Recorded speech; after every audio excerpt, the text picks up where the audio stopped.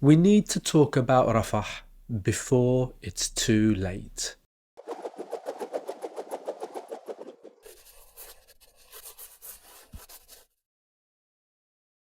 In a war of atrocities, we may be on the cusp of the mother of all atrocities in Rafah. As usual, let's break it down with some context.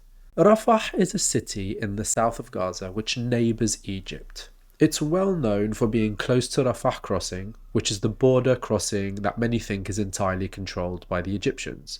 In fact, it isn't. Following the peace treaty which resulted in Israel handing back Sinai to Egypt after the 1967 war, Israel secured mechanisms whereby Egypt was required to seek approval from Israel for goods and people entering and leaving Gaza. But more on that on another video. Prior to the assault on Gaza, the population of Rafah was 280,000 people. It was already hugely overpopulated for an area only 60 square miles. The population is now 1.5 million according to the United Nations and other humanitarian organisations. That's a 500% increase in the population, and remember, this is a population with huge humanitarian needs. So let's put this in some kind of scale.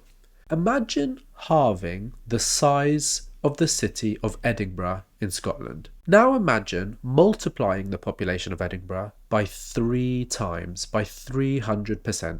Now imagine that 1 million of these people were either living in tents or in already cramped accommodation. Now consider that on top of all that, there is very little water, very little food, and that half of this desperate group of people were children.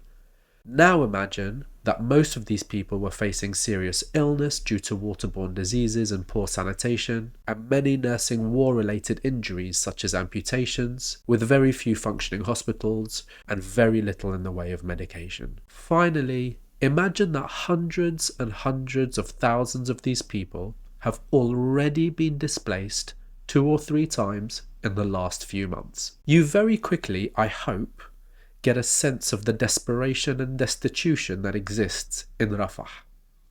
At the start of Israel's assault on Gaza, the main focus was the north.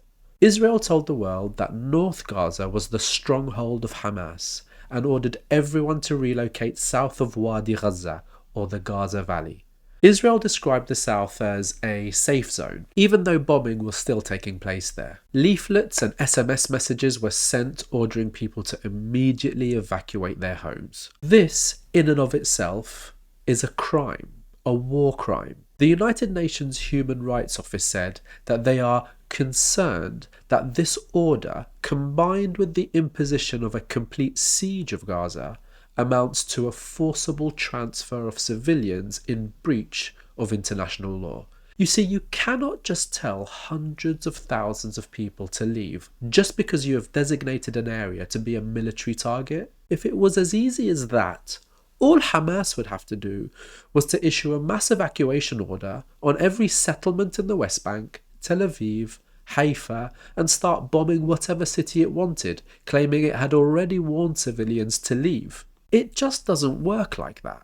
Almost 1 million people left North Gaza and travelled south, some on foot, some on horse and carriage. Even the disabled and the elderly made their way under gunfire and bombing in their wheelchairs and makeshift stretchers. No one was exempt from this forced displacement, not even doctors and nurses who were forced to abandon their hospitals and leave behind premature babies in incubators to suffocate and to die alone. One of the many, many unforgivable travesties of this conflict.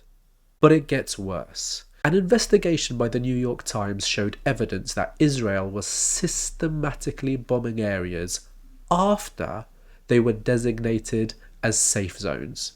Take a listen to this excerpt from the New York Times investigation. But a Times investigation, using aerial imagery and artificial intelligence, found visual evidence suggesting Israel used these munitions in the area it designated safe for civilians at least 200 times. Our analysis indicates 2,000-pound bombs were dropped on a routine basis in South Gaza during the first 6 weeks of the war. And it suggests that even for those who followed every Israeli evacuation order and advisory, there was still no safety to be found in a war zone that's more dangerous for civilians than any in recent history.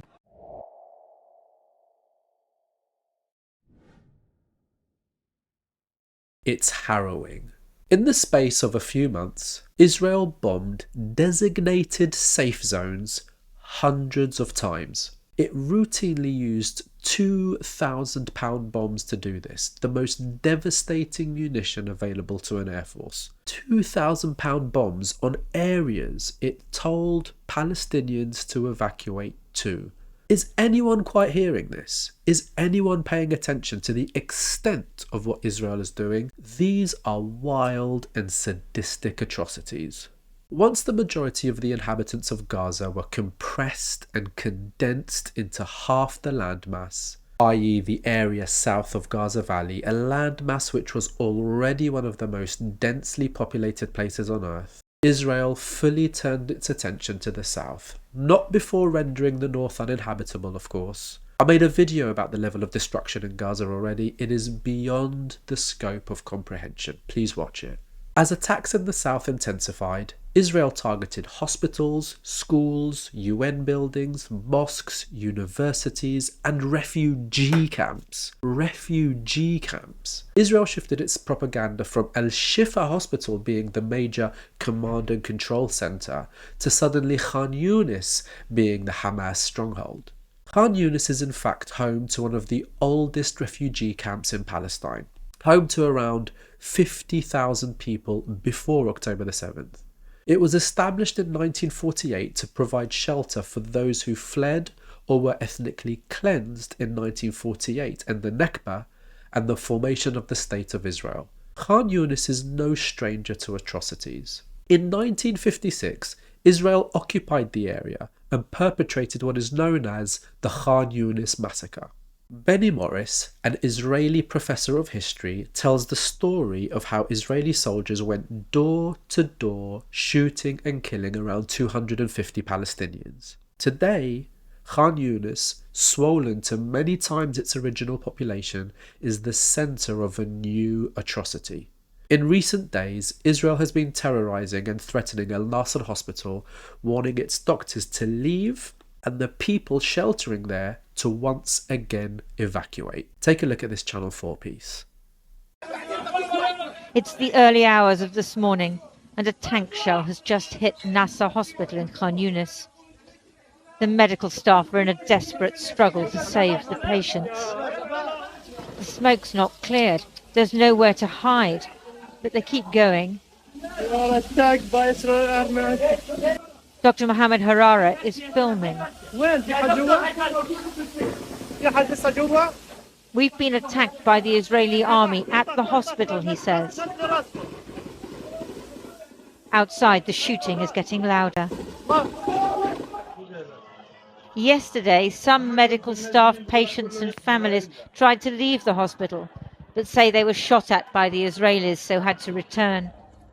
Overnight, Israeli soldiers now inside the hospital told them they had to leave, apart from a few doctors and patients who can't move. So they went, across the devastation left by airstrikes. It's terrifying to stay, terrifying to leave. And how do you pick your way through the battlescape of Khan Yunis? How do you get the old people out? Those words haunt me. As someone who works in a hospital, I am haunted by the thought of how I would react if a tank shell was fired into my department. How can this be described as anything but terrorism? 10,000 people were using the hospital as safe refuge, hoping that it would offer them some assurance of protection.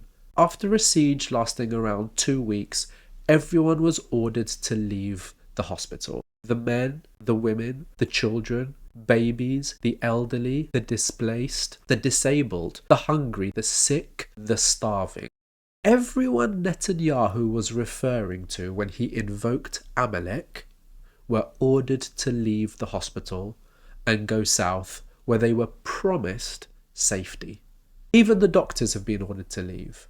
From here, we find ourselves south in Rafah, the end of the line, the end of the road, the southernmost point of Gaza, where nearly 1.5 million people have crammed themselves into 60 square kilometers with little to no drinking water, electricity, food, sanitation, shelter, medicine, or hope. All the while being bombed from the air, the land, and the sea. In recent days, Netanyahu has rejected a ceasefire proposal that would see an end to the conflict and the release of every single hostage. This should come as no surprise, as this whole assault is not about the hostages. It's about the destruction of Gaza and the destruction of its people and the elimination of hundreds of thousands of refugees who aspire to return to their homes in historic Palestine. A legal right bestowed upon all refugees around the world. It's the very reason why Israel wants to destroy UNRWA, to destroy and erase the Palestinian story. Having rejected the ceasefire, Netanyahu quickly revealed why. His plan was to attack Rafah, claiming it was the new Hamas stronghold, and revealed plans to forcibly remove all its inhabitants. Those who did not leave would find themselves in the middle of a war zone. In the north, Gazans were told that anyone who did not leave would be considered a supporter of Hamas and would be a legitimate target. That same applies to Rafah. The women, the babies, the sick, all legitimate targets for Israel. The message to Gazans was clear. Either leave and live in the desert, or stay and die.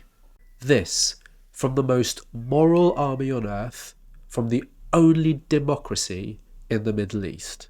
Where will these people go? Where does Netanyahu propose to move these people? The UN report that around 70% of the Gaza Strip has been issued with an evacuation order. That's not accounting for the areas that have now been rendered uninhabitable, and the areas that can no longer be reached as roads are damaged and transport is non-existent. The bombing campaign in Rafah has already begun, and it will kill thousands. A ground invasion will kill many, many, many more. But the destitution and the disease that Israel is causing will kill significantly more than that. There is no way to describe what might happen if a full-scale onslaught on Rafah takes place, other than apocalyptic. So let's just briefly summarise. Israel progressively and systematically funneled Gazans further and further and further south as they left behind a trail of uninhabitable destruction, each time promising them safe haven elsewhere. And now, like cattle herded into a pen, Israel plans its cold-blooded slaughter, unless we do something about it.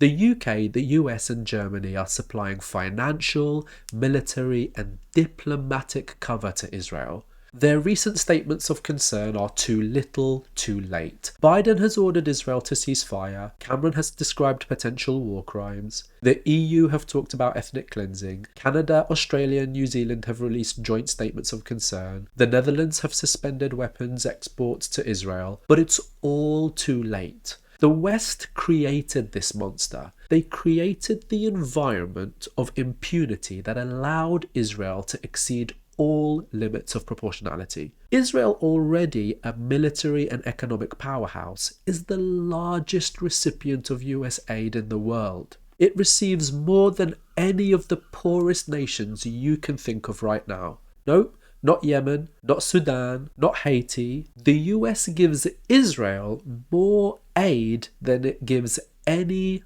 other nation on earth. The UK and US then give Israel the diplomatic cover it needs by vetoing or abstaining from every United Nations Security Council resolution put forward, even resolutions calling for the fighting to stop.